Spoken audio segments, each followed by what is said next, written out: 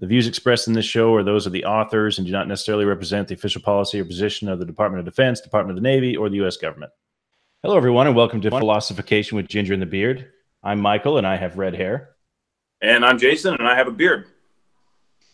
All right, so I just got back the other day from Los Angeles. I flew out there Wednesday. I flew out there Wednesday so I could interview with Colin Moriarty again. I did that about 3.5 months ago, and it was awesome. We talked about the Constitution and the military and honor and all kinds of good stuff. And he was kind enough to have me back on his show, and he doesn't have a lot of returning guests, but he has the same little spiel for all of them, which is 5 questions. So he asked me 5 questions, and it was a great show, great conversation.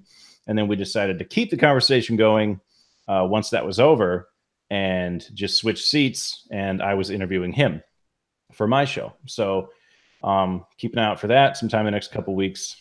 I mean, by the time this comes out, maybe a week. For Colin Moriarty's, it's called Colin's Last Stand Fireside Chats. I was on for episode 41 a few months ago, so I'm not sure which episode it'll be, but it'll be out pretty soon. And then once he releases that one, I'll release the second part of the conversation so people can just jump straight from his to mine. So it was awesome. Had a great time. I spent like 2.5 hours at his place, and we talked about American exceptionalism. We talked about the Constitution and what we would do to change it, how we would amend it. Talked about what do you call it? A convention of the convention of the states and what that would be like. And then we talked about white privilege for a little while. So that was pretty fun. That was on my show for that part of the interview. Nothing to do with the Constitution at all. Nice. And you're 2 white guys. So yeah, 2 white guys talking about white privilege. No liberal cares anything about what you said at all. Or on the other hand, you could say that 2 experts on being white were talking about being white. So anyway, you are really good at being white. Yeah, I know. Look at me. I mean, jeez. I'd say you're better at being pink, though. Yeah, I'm pretty good at both. But anyway, so that was great. But was actually even better. And I hope he actually sees this. But my Uber driver, I ended up having a 3-hour conversation with my Uber driver. It took about an hour to get back to the hotel after this interview with Colin. And then we parked in front of the hotel. This sounds creepy, but I was in the back seat. He was in the front, so it's not weird. And we parked in front of the door and sat there for 2 hours after that, talking about politics. And this guy is like a self-described, like, how did he say it? A progressive liberal, he basically was expressing his dissatisfaction with the Democratic Party because they just aren't liberal enough. Really, that's how liberal this guy was. And we ended up, it wasn't contentious ever, but he really was not afraid to ask questions that were, otherwise that some people might find uncomfortable. We talked about Donald Trump. We talked about Hillary Clinton. We talked about abortion, gun control, healthcare. Like, we just went down the line, and it was an amazing conversation, actually. And it actually gave me a lot of hope in humanity, because I think we all get the impression, either from doing it personally or from just being told, that it's actually pointless to argue with people or debate people. And I know you like to fuck with people all the time on Facebook, and like, you're pretty I mean, you're nice about it, but you want to argue with people, and you find that productive. What? A contrarian on social media. Right, exactly. And go argue with people because it's fun. Right. So I've always been of the philosophy that that's fun for me, and it's not fun for most people. And at most, I'm getting some kicks out of it. And maybe best case scenario, I'm never going to change the person's mind who I'm talking to, but maybe somebody out there who's observing, maybe they'll think about something that they hadn't thought about before. But I'm telling you, this guy was so surprised that I was on the complete opposite side of him on everything, and that I was making decent points, and I wasn't some, like, caricature that he's been described that the right is, or whatever, or people that are on the opposite side of the issues. Or it's not just a straw man, it's like a caricature. And he was really surprised that I could actually lay out an articulate argument. And I'm not saying I changed him and that he's now a libertarian, but I will say that I definitely, he admitted to me several times that I really got him thinking about it, and that he needed to go and do some more reading and think some more and reflect. By the end of it, he was talking about starting a new political party with me, that like the two of us could, start a political party together that would, be the new way forward. Nice. Yeah. A party where we're allowed to disagree about things like abortion and, specific, he called them third rail. Don't call it new way forward, though. That sounds like some communist shit. Yeah. It sounds like Hillary campaign or something. I don't know. But anyway, just talking about starting a new party where basically the only thing we all agree on is that we're spending way too much money and we need to get our shit together and kind of rein in government power, but that we're allowed to disagree about what, third rail issues like, who pays for what, and taxes and abortion and stuff. Those are things that need to be settled, but we'll settle them later. So anyway, it was a great conversation. It renewed my hope that it is actually worth it to talk to people, no matter how far the other direction they are. It's probably one out of 100, if that'll actually be as receptive as he was.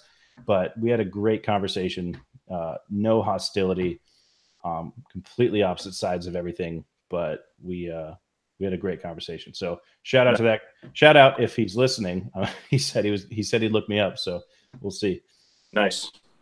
Yeah, that actually reminds me. I got into a little bit of a sparring match on Facebook at the end of last week. It was like Thursday, like Wednesday or Thursday or something like that.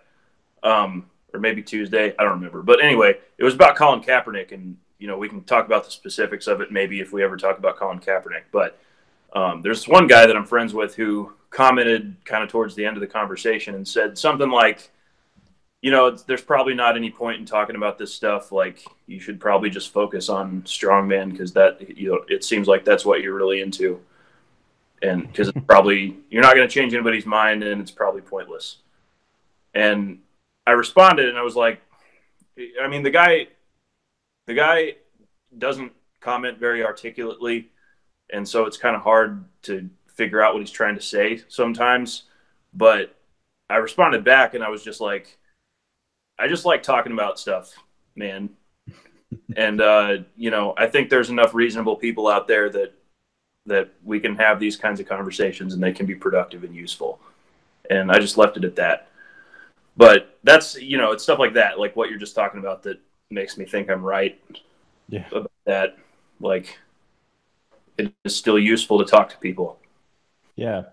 Yeah. And especially with the Kaepernick thing, it seems like if you're on the, pro Kaepernick side of this issue, then it seems like talking about it, arguing about it is the best thing you could have. That's what they always try and say, is like, it's not about disrespecting the flag. It's about starting a dialogue and starting a conversation. But then when you have the conversation, everybody gets butthurt, right? But it's like, that should be the best case scenario to someone who's on that side of the issue, is like, well, you should be glad that we're talking about this,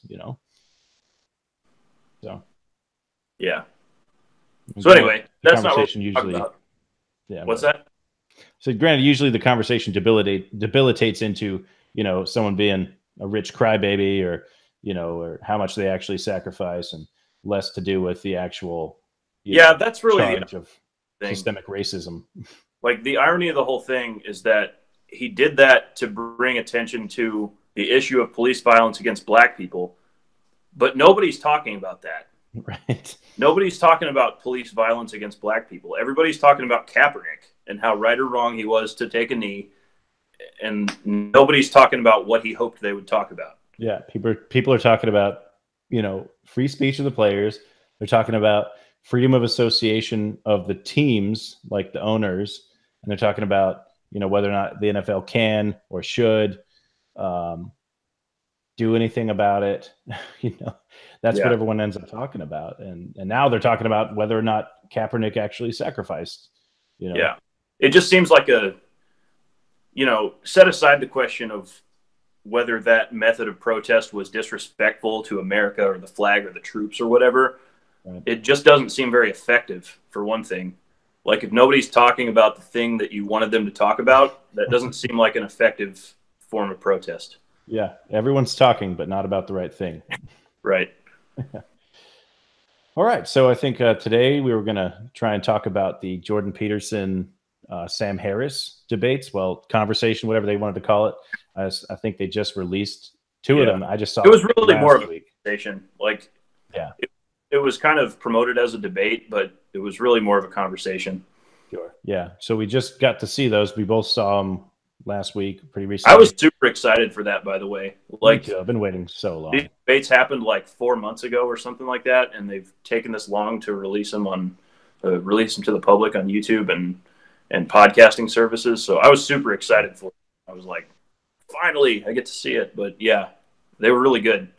Yeah, yeah, me too. Because I really, whatever controversy this stirs up, I love both of those guys. And yeah, me too. I'm the same way. They're really different in a lot of ways, and they're very similar in a lot of ways.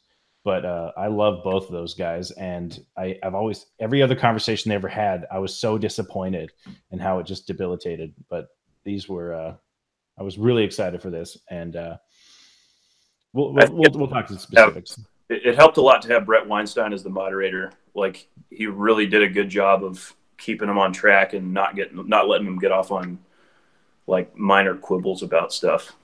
Yeah, he did a pretty good job, and I'm just glad he's there because he's freaking genius. Yeah, and he actually contributed a little bit, So you want to kick it off? Do you have any thoughts about it? Yeah.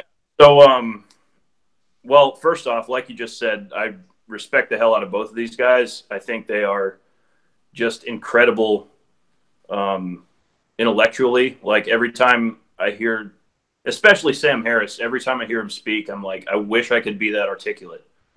Like, he has a vocabulary that must be like 4 times the size of a normal person's vocabulary. And I don't know, it's awesome to listen to. But yeah, so I highly respect both of those guys. And I think a lot of the people, like, I've seen people talk about these debates a little bit, and you'll see a lot of people that are in one camp or the other. Like, they're a Jordan Peterson fan or they're a Sam Harris fan. And I've seen comments on this debate where people are like, oh yeah, Sam Harris just, destroyed Jordan Peterson and wiped the floor with him, and he was totally right. Or Jordan Peterson was just, destroyed Sam Harris on this point or that point. And I didn't think it was like that at all. Like, I think those people are completely missing the point. This wasn't supposed to be like that. It wasn't supposed to be contentious like that, and it wasn't. Like, they did get a little heated at times, but it wasn't contentious. It wasn't supposed to be. And it was a really productive conversation, and I think there was a lot to be learned. And I'm not really in one camp or the other. Like, even now, even after listening to those two debates, I still don't know really who I agree with more. Like, I don't think I would... I wouldn't want to choose a side, quote unquote. Yeah. But yeah, it was just really interesting. And there were a few things that well, why don't we just go into it? So I wrote down a few things. And the first thing is something Jordan Peterson said. And we were just talking about conversations. So I feel like we might as well kick off with this. At one point, they were talking about how we derive our moral values, something like that. And Jordan Peterson said this quote that I love. He said, "Respect for the process that updates moral judgment is the highest of all possible values." So like free speech, kind of, or at least yeah, part of it. I mean, that's the process. Yeah. I would take it a step beyond free speech, though, because it's not just free speech, it's intelligent speech. Like we need it to be, we need the speech to be intelligent, right? Yeah. So if we think about what that means, respect for the process, what is the process that updates moral judgment? So we talk about morals a lot and ethics. We were just talking about this, you know, in our first episode about the atomic bombing. But anytime we talk about morals or ethics, the question comes up, where do we get our morals from? Or where do we get our ethics from? Or how do we know what's right and wrong? And this is an ongoing process. It's been going on since humans became self-aware, right? We've been trying to figure out what's right and wrong for a long time. And we don't have all the right answers. We maybe we'll never have all the right answers. But what we hope for is that as time goes on, we get a better and better picture of what's right and wrong. And we use some process to do that. And Jordan Peterson here is saying that respect for that process is the highest possible value, because that process is what gives us all of our other values. So if we don't respect that process, then we don't have any way of finding out if our values right now are stupid. Right? Yeah. So do you want to jump in? You have any thoughts so far? Yeah. It seems like, even though this is more of like a, you know, Steven Pinker kind of point, not that Jordan Peterson is not a fan of the Enlightenment, but he's, you know, more critical than some others, you know, kind of points out the bad and the good. But that really strikes me as such an Enlightenment idea, and that the Enlightenment itself is kind of founded on that exact thing. That, you know, I think if the Enlightenment taught us anything, it's that people need to be free to think and free to speak and free to engage in conversation without being, you know, strung up for treason or you know,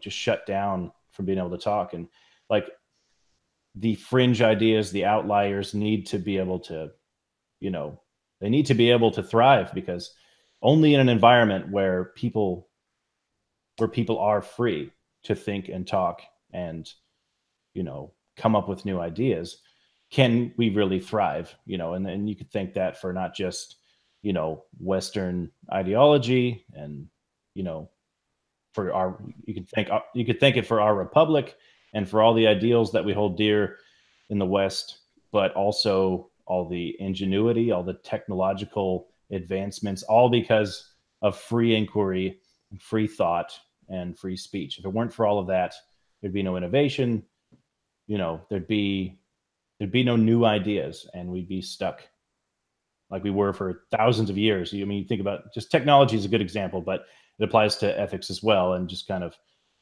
systems of government. But, you know, think of how long it took to get out of the Iron Age or whatever, you know, and then you think of the last couple hundred years and how we've skyrocketed with our technology. And it's just one side effect of an environment where people are free to think and inquire and converse, and the best ideas win.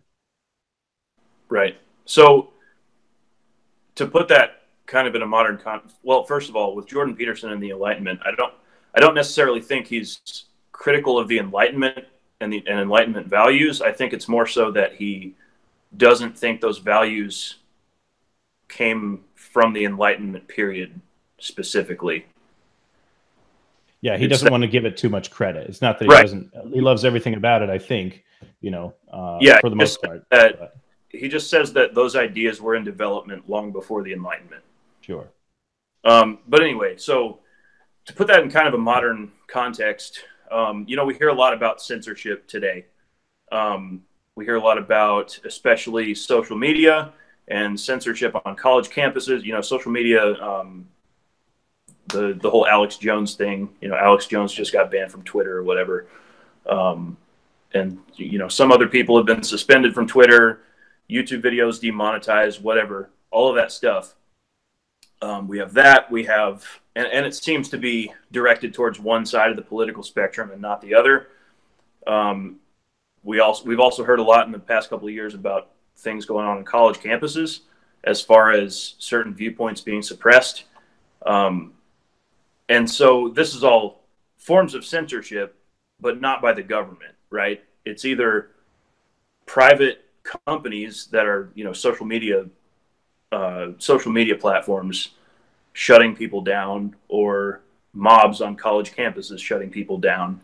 And some people seem to be perfectly okay with this because it's not the government doing it, right? And I know you had an episode not too long ago where you talked about this on Unalienable, but this is why they're getting it wrong.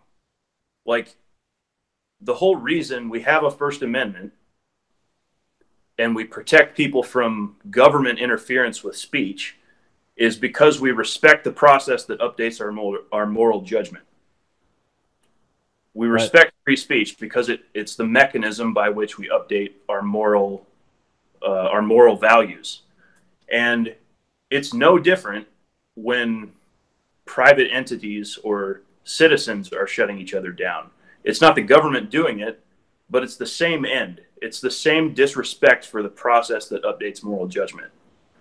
And that's why those people are wrong. Like, it doesn't make any difference that it's not the government doing it. It's the same disrespect for the process. Right. Yeah. It's like Matt Christensen said on my show. He said it's just a different jackboot. Right. I don't want any jackboot. It's not any better.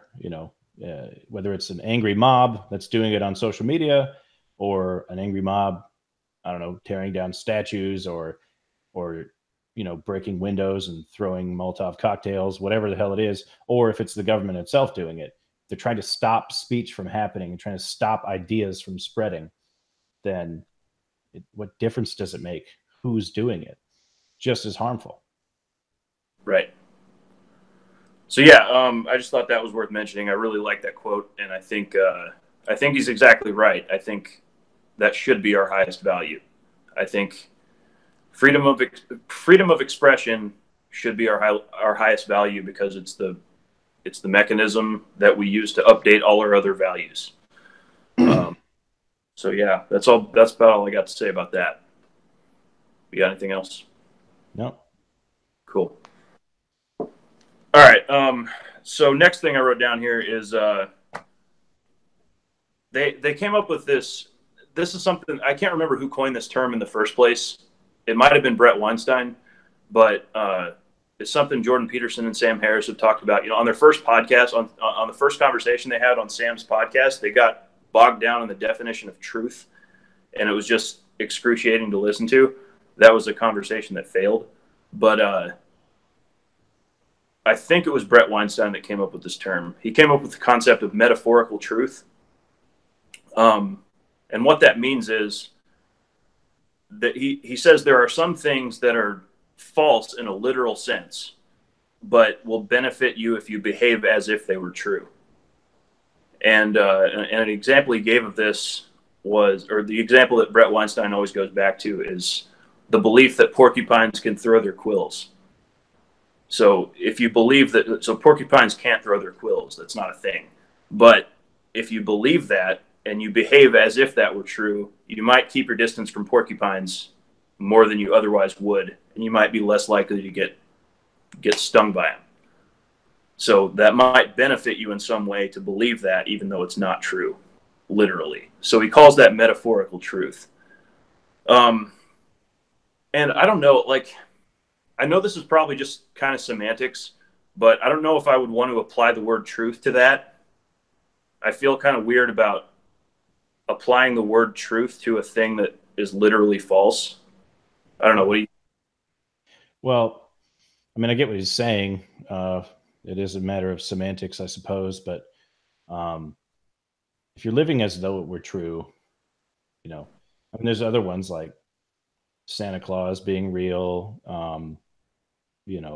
If you're a child and, you behave as if it was true, it means that,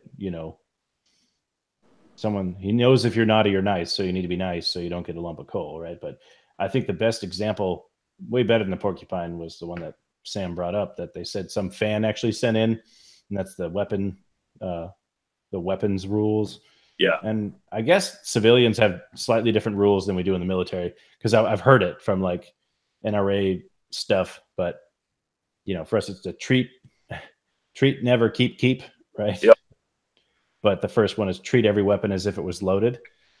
And like that's, and the other rules are important as well. But the treat every weapon as if it were loaded is a perfect example of it, a metaphorical truth. But I don't know. I get what you're saying. I don't have as much of a problem with it, but it isn't true. So why is there any caveat to the word truth? I get that. There shouldn't be an adjective for truth. It's either true or it's not. Yeah. But then I guess that would go into, if it weren't for that terminology, then maybe they would have gotten bogged down in Jordan Peterson's definition of truth again, and they would have. So it was a necessary term to come up with. I don't mind it. I mean, it doesn't really matter, but I just feel weird about using the word truth in that sense. Yeah, truth with any adjective seems like there shouldn't be adjectives for truth. Yeah, I just feel weird. It's not that big of a deal, but yeah. I do find the concept of metaphorical truth interesting, though. And so a question that I thought of while listening to this and listening to them discuss metaphorical truth is that could there be situations where it would be better for us to not know the literal truth? With the weapon example, treat every weapon as if it were loaded. The metaphorical truth there would be every weapon is loaded. And even if you know that's false, you're still treating every weapon as if it were loaded. But in that case, you can know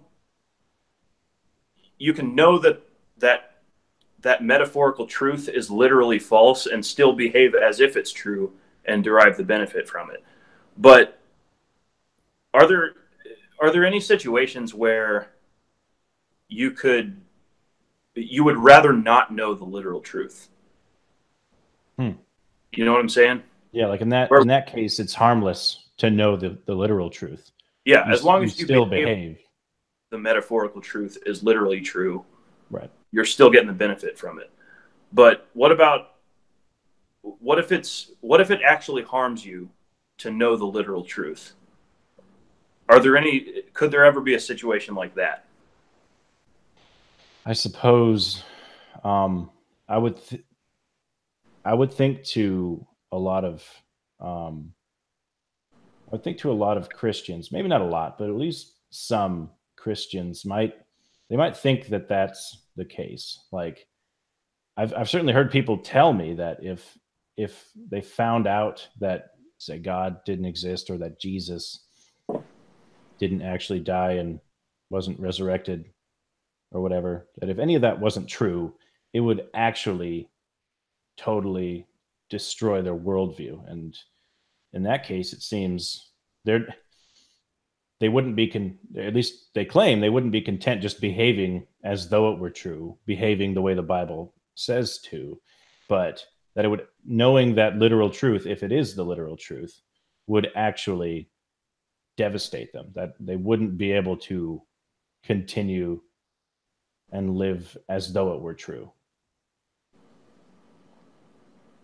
I don't know if that's like a really mainstream idea, but I certainly know at least a few Christians that would be the case.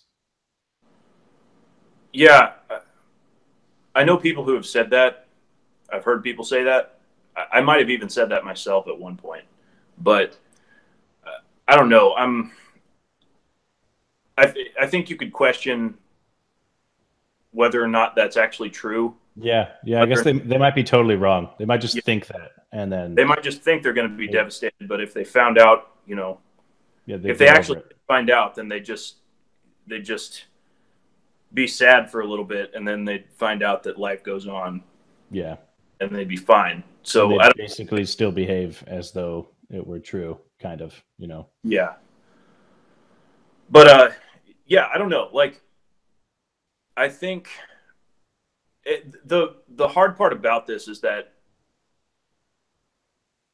we can't know in advance whether or not it will benefit us to know the literal truth or not, right? Like before we know the literal truth of something, we can't know if it's going to benefit or harm us. So, and if it turns out, I think if it turns out that it does harm us, then there's no way to go back and unlearn that. You know, think about like the atomic bomb. Think about splitting the atom. Like there's no way to put that genie back in the bottle. Yeah, that truth. Once we learned how to do that, that was it. Like maybe you could probably make a pretty good case that we would have been better off just not discovering that ever. But we did.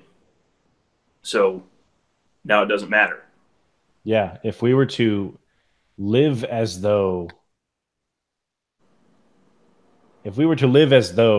an atom could not be split, that would be a better world than the literal truth, which is that atoms can be split, and that, you know, that's the world we are actually in. So maybe that's an example of not just should we live that way, as though the atom can't be split and basically stop making nuclear weapons, if the world would do that as one, but you could argue easily that that knowledge, that literal truth, has done a lot of damage, and we would be better off not knowing that you can split the atom.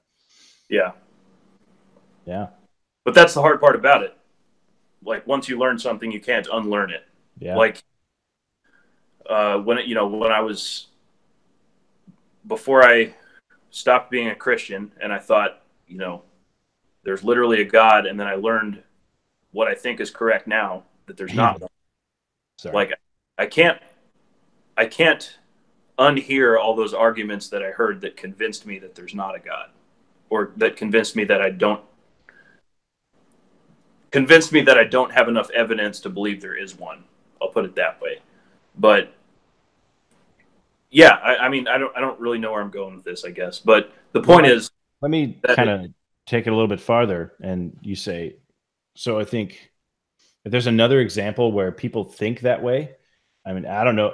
I don't think it's true, but I've heard the argument, and I kind of get it. But it's someone like prominent religious thinkers, like maybe even someone like Ben Shapiro, maybe even like Jordan Peterson, even though Jordan Peterson seemed to make the claim that you can live as though there is a God, and that, so to him, it wouldn't be an example like you're talking about. Like that, if you did find the literal truth of there not being a God, clearly he's not arguing that that would be so harmful that you couldn't live as though there was one, because that's what he says he's doing. Yeah. But there are people who claim that society would be, you know, horrible if people didn't believe in God. So you have, you know, I think it's a prominent sort of idea within kind of religious thinkers, is that those who are less intellectual and that think a little bit less, that those people need religion, and that without it, we'd have just a society of, you know, assholes. But that if that literal truth, if it is the truth, were to be known to everyone, that we couldn't survive it, basically. That society wouldn't really be able to handle it. And then obviously you have many prominent militant atheists that think the world would be a much better place if everybody learned that truth. So, and that's one of those things we can't know until it actually happens, if it ever happens. But yeah, I think on a societal scale, there are people who claim that. I think on a personal scale, like you talked about before, a lot of people might think that learning that literal truth, if it's true that there is no God, would ruin their life and they would just have no moral compass anymore. I think most of them pretty much would get over it and find that their morals don't actually change very much. But I think many more people who wouldn't even necessarily make that claim do claim that society needs it, you know, and that the less religious we are, you know, and there's certainly decent arguments about it, you know, about, I mean, it's all hypothetical about a society with no religion whatsoever, but, you know, people definitely argue that being less religious brings about more problems, whatever. There's, you know, actual numbers and data that you can actually use. But I think it was John Adams talked about virtue, that we needed a virtuous people,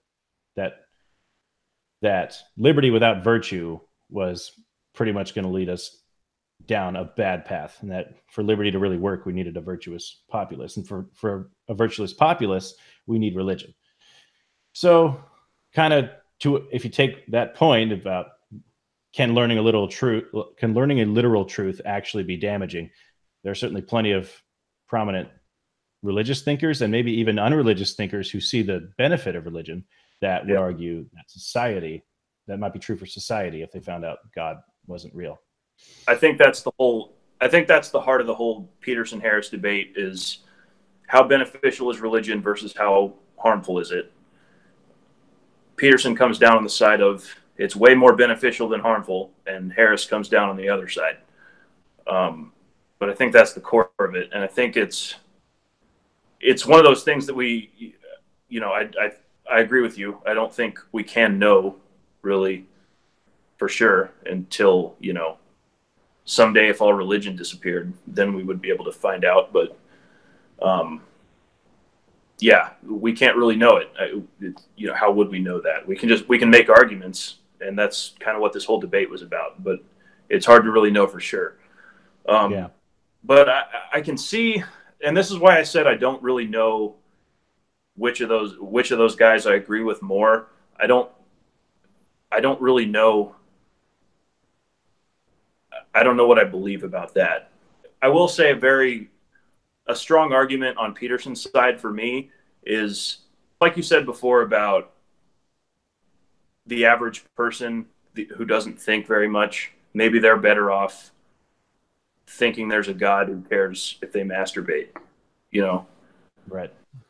And I don't know, maybe most people are like that. Maybe most people aren't. I don't know. But I can see the argument being made that there are enough people like that in the world that they're better off being religious.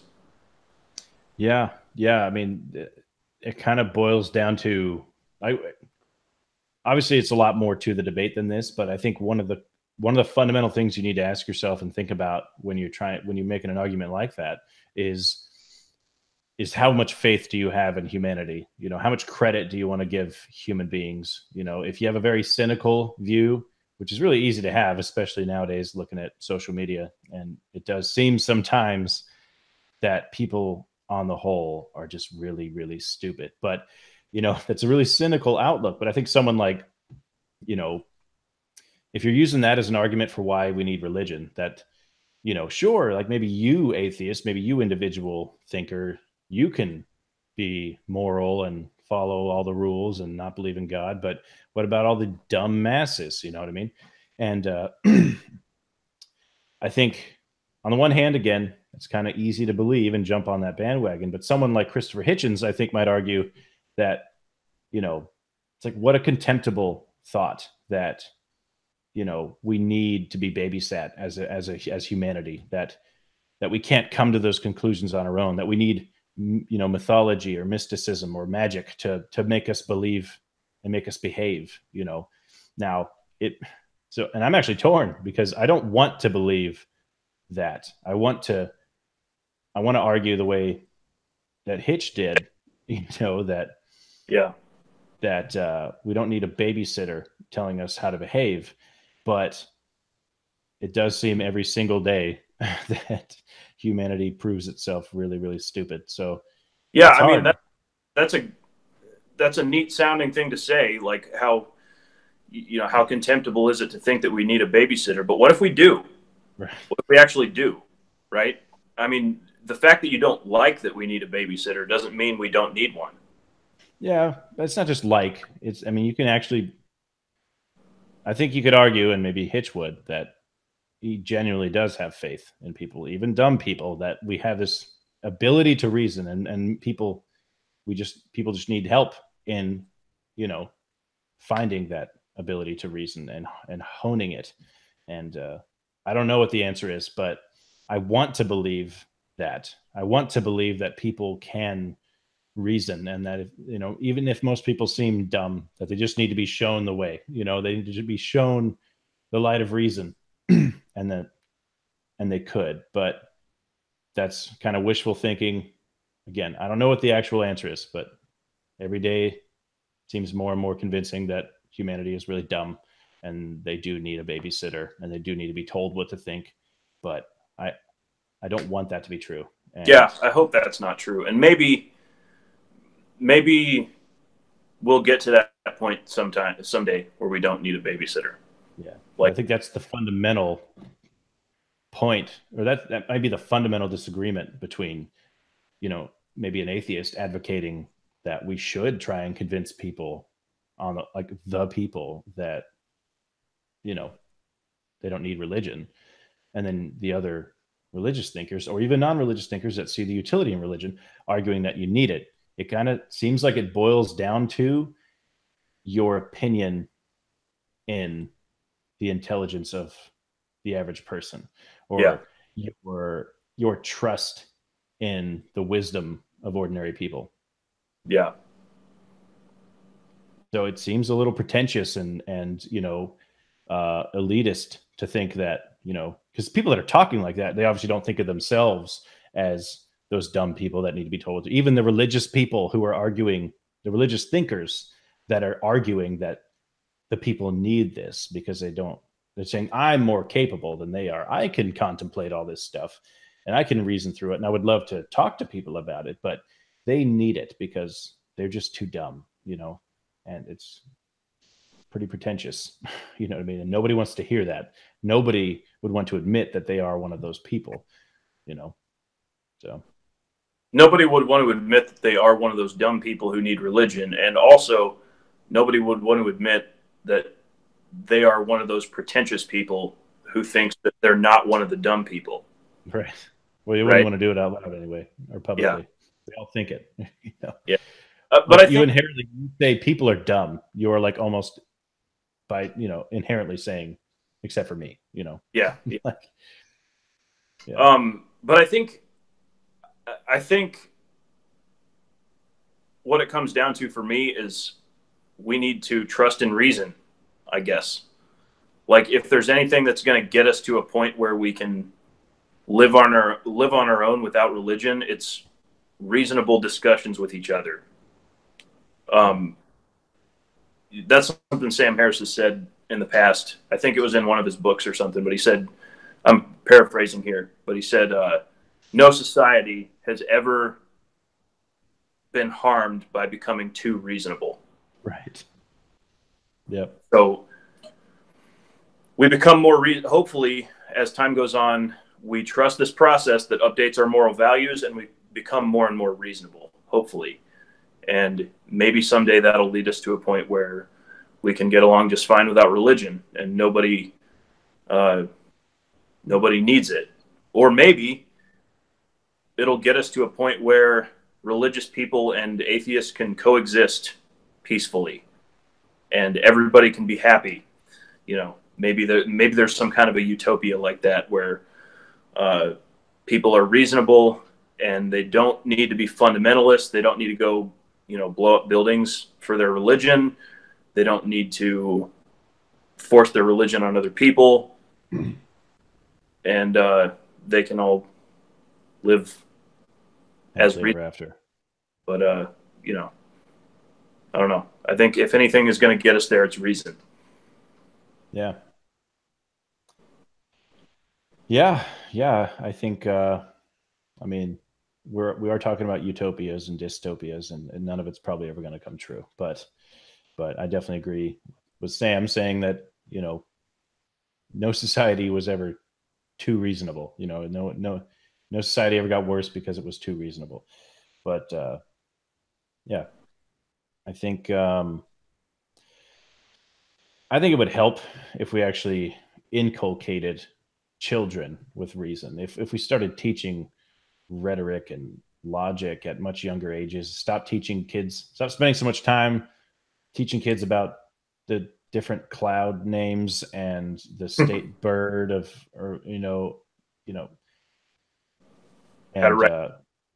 how to write in cursive. Yeah, whatever. Okay, I actually do like cursive, but whatever. Yeah, I get the argument. And spend more time, not just on math and all that crap, but you know, people make good points that we should be teaching life skills and stuff. But I think we need to be teaching civics more. We need to be teaching kids to love liberty.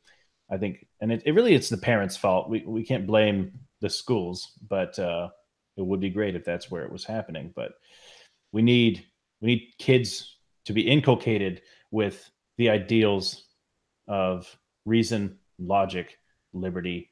We need to know what our rights are at a much younger age, and I think that's our problem. You know, you wait till people are growing up. We need to learn up about logic and argument. We need to learn about how to construct an argument and how to actually listen to what the other person is arguing and respond to it, rather than going off on some tangent and responding to something they didn't say and talking past each other. Yeah. I mean, logic is kind of a universal language, so you kind of know it when you hear it for the most part. But the first time I like formally learned anything about logic, like the rules of it and the fallacies and the way that, you know, I mean, again, it's kind of natural to some people, but when I actually like officially technically learned it was in some public speaking class in college when I went to that first college before I went to the academy. I think it was called communications. Like it was called, you know, public communications or something like that. And that was the first time I actually like learned about the actual theory of logic, you know, and I learned all these different fallacies and kind of how to rebut an argument. You know, you can take two different absurd, you know, premises and you come up with the same conclusion and it makes that conclusion seem dumb that they came up with. Or you take the same premises and show that conclusion doesn't necessarily follow, that there's other conclusions. You know, it's like the premise versus conclusion sort of relationship and all that. The first time I ever learned about the technical details there was in college, you know. So I think unless you're one of those people that joins a debate club, which I wish I had. I mean, I wish I knew about that really growing up or that someone had put me in that. But that seems... everyone should be in a debate club. You know, that shouldn't even be a club. It should be a class, you know? Yeah. Yeah, it would be, for all these social media conversations, it would be great if we had some kind of a referee who would like call a flag, like throw a flag if you didn't respond to the other person's point. Yeah. Yeah, like, that happens. Try that again. Respond to them. Yeah, not like shutting down speech. You just get like a flag, and people get to keep talking, but everyone gets to know that you suck. You know, that you're bad at this.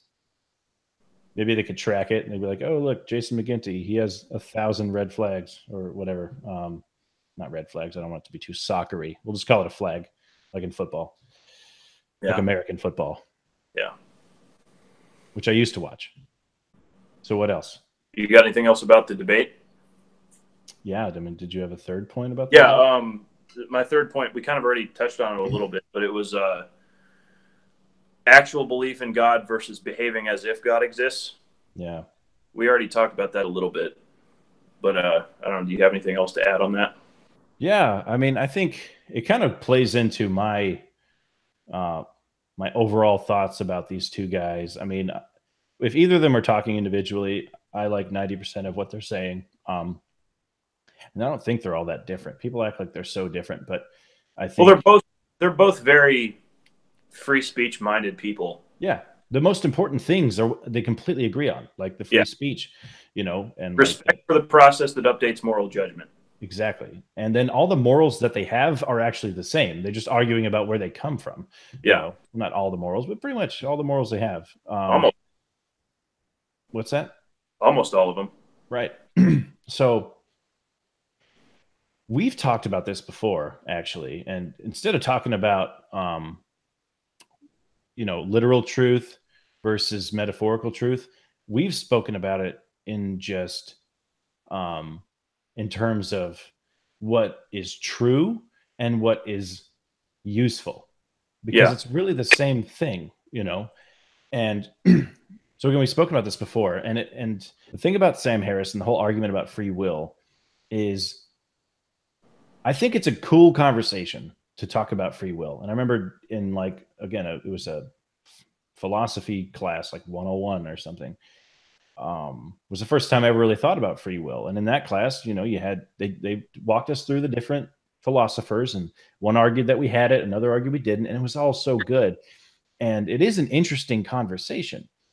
But the way I feel is that I'm not actually that interested in whether or not we have free will, because it seems to me that for my life to be worth anything, for, you know, for it to, I need to live as though I have free will. There's something like free will here. You know, maybe I don't actually literally have free will. And Sam Harris makes really good points that I don't think there's a great rebuttal for.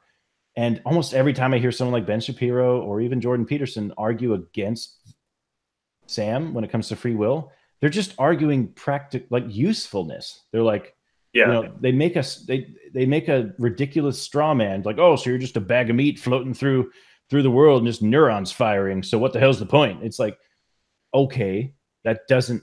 It's a good question. It's definitely a good question. But what if you doesn't disprove anything? It's not an actual rebuttal. Are that? What's that? What if you are just a bag of meat? Yeah, like maybe you are, but I think the answer, fact that you characterize it to sound ridiculous doesn't make it not true. Right, exactly. So, like, my answer to like Ben Shapiro saying that would be like, well, we just need to live as though we have free will, and that's so. I like don't agree with Sam Harris in that aspect. I mean, he may be right about the free will, but I'm less interested in that. I'm more interested in this, in what's useful, or the metaphorical truth. I live as though I have free will, and I can't freaking totally debunk, you know, and nobody can. I can't totally debunk the idea that free will is an illusion. Most arguments against it that I've heard, that free will isn't an illusion, is more like, it's kind of like wishful thinking. It's like, well, wouldn't that be a shitty world to live in? It's not that they actually can disprove it. And I think Sam Harris, again, especially with that thought experiment where he asked about, like, name a city. So that's a great thought experiment, and it really makes you think. But again, to me, it seems more useful to live as though I have free will, because there's something like free will going on. So that's the only way we need to live.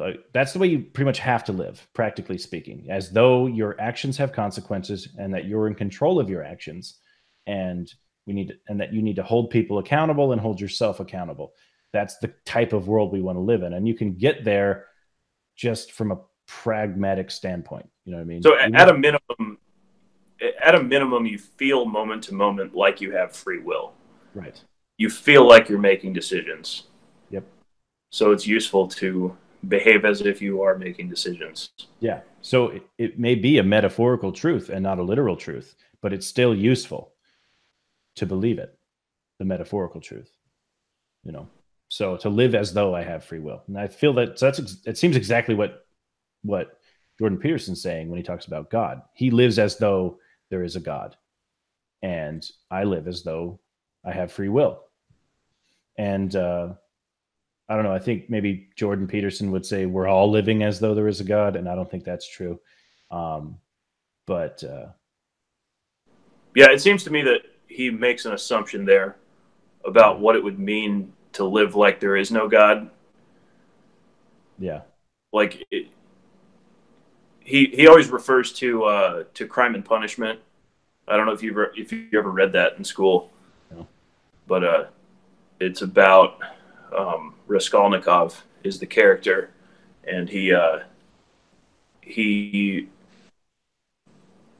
I don't know. Long story short is he behaves in that book like he's the example that Jordan Peterson points to of what it would be like to behave as if there is no God. Like if you took it to its logical extreme.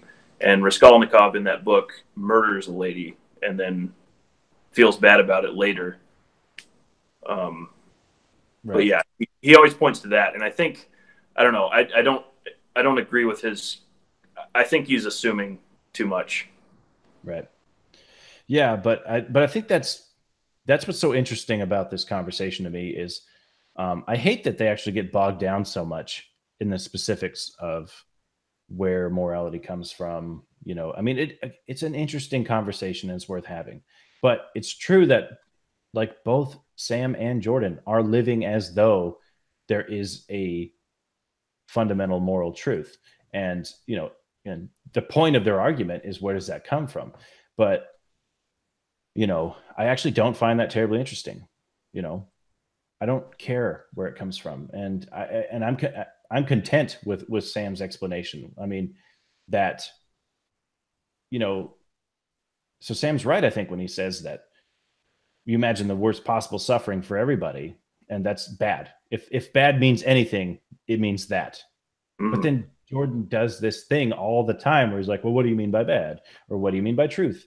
And I just think, I like Jordan, and maybe this is oversimplifying. I think it's kind of a cop-out. It happens all the time.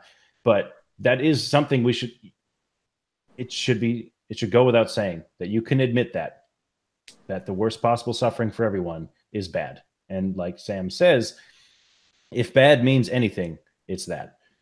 So once you have that, that is a fundamental moral truth that doesn't need anything else, doesn't need some substrate to build on. And I mean, I don't know, I find that convincing. And he doesn't think that Jordan doesn't think that needs to be true or something. What is it? He kept saying, that's not a fact. Yeah, I think it says that's not like fact. That's not the bottom. Right. Like he says yeah. That's not an axiom, I guess. Right. Is what Peterson would say. Right. So here's what's funny. So even, you know, before the debate started, and then after the debate too, the thing about Jordan Peterson that, you know, I don't love is that actually shit. Let me think how I want to say this. So I agree with Jordan that it doesn't seem necessarily true that so okay, when it comes to the question of where does morality come from, Jordan Peterson seems, I mean, I guess he basically is arguing that it's God, maybe, kind of. He doesn't, but he spends the whole time not articulating what it is, but arguing with Sam about what it isn't. You know what I mean? But I get that, and I do basically buy it. I like what Jordan is doing when he's questioning the baseline, the fundamental axiom upon which all morality is based. So I don't know the answer, but I kind of like that he keeps pointing out that maybe Sam doesn't either. And maybe he doesn't. I mean, I think Sam has a pretty sound argument, but Jordan's points are pretty much impossible to answer, or they are hard to answer. But then on the other side of it, I think there's nothing that Jordan says that rebuts the idea when Sam says that we don't need to believe anything on insufficient evidence to have morality, to have, you know, a system of ethics. So that's a point that Sam makes, which I really think is the fundamental point. That's what I'm more interested in. Not where does morality come from, but the question of, do we need to believe anything on insufficient evidence to be good people, to have a system of morality, to have a what do you call it? What's the opposite of relativist? Like a objective. Right. Yeah. That we don't need to believe anything on insufficient evidence to have a system of objective morality. So that's a point that I don't think Jordan ever actually rebuts. He doesn't ever prove that, yes, you do need to believe things on insufficient evidence. But then on the other hand, I think when Jordan keeps asking, you know, on the baseline, at the very fundamental axiom, like, what is that based on? And maybe there's some faith at the bottom of it, or some belief at the bottom of it that isn't based on facts. I get what he's saying. I'm not I'm not sure who's right, but I get what he's saying. And Yeah, I'm not sure that Sam ever actually beats that argument. He may I don't know that that's contend with it. necessarily even a problem, though. What's that? Like, I don't know that that's necessarily even a problem. That, like, I'm willing to accept Sam's bottom principle. Like, the worst possible misery for everyone is bad, and we should move away from that. Like, that's the bottom of his, Yeah. like, that's the foundation of his system. And I think I'm fine with accepting that. Like, I don't necessarily think that maybe that's not an objectively true fact, but I'm not so sure it even matters. Right. You know, This kind of another question of usefulness, you know? yeah. I mean, I think we can start with that. Like, I don't think it's not a hard thing to accept. Like, even if you want to do what Jordan does and argue that it's not an objectively true fact, like it's not really an axiom that you need to base it on something, it's not hard to accept. Yeah, it It doesn't take a huge leap to accept that. Yeah. And I think so. I don't know. I just don't necessarily think it's a problem if it's not an objectively true fact. Yeah, I don't think it's a problem either. I just from an argumentative standpoint, I think that Jordan makes a good point, and Sam can at best contend with it, but he can't defeat it. I don't think he can just defeat that point, and that's why they spend so much time talking about it. I actually found many parts of the debate really frustrating. They did get bogged down a lot of the time. Now, granted, it was like 4 hours or something of total debate. So there was still plenty of good stuff, but there were good chunks of time that was kind of like the podcast where they were really bogged down on definitions. And it's like, I was like, I wanted to pull my hair out. It's like, oh my God, I don't actually care that much, you know?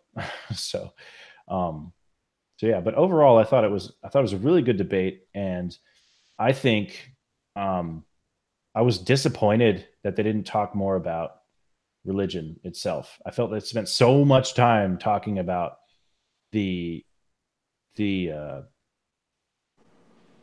origins of morals and not talking about God or Jesus or the Bible. And like, that's what I wanted. And that's what I think lots of people wanted, this preeminent atheist thinker and this, like, I don't know what to call him, but religious defender for sure. Very smart religious defender. And they did spend some time doing that, but not enough to me. That's what I'm most interested in, you know? So maybe Ben Shapiro would be a better one to have for that debate, you know, to stick to that topic. But, you know, but every time Sam and Ben talk, I think, and again, I like Ben Shapiro, no disrespect, but I think Sam like owns him every time. And the most frustrating part is then Ben Shapiro will then go on and talk about, oh yeah, I had Sam on my show and I asked him blah, blah, blah, blah, as if he won the debate. He talks about it after the fact as though he made a good point that Sam couldn't answer. And it's like, that's never what happened. Sorry. Anyway, if they had like a proper, like not just one stupid hour, but like an actual long form for that purpose conversation, I think it would be very good, but they never do.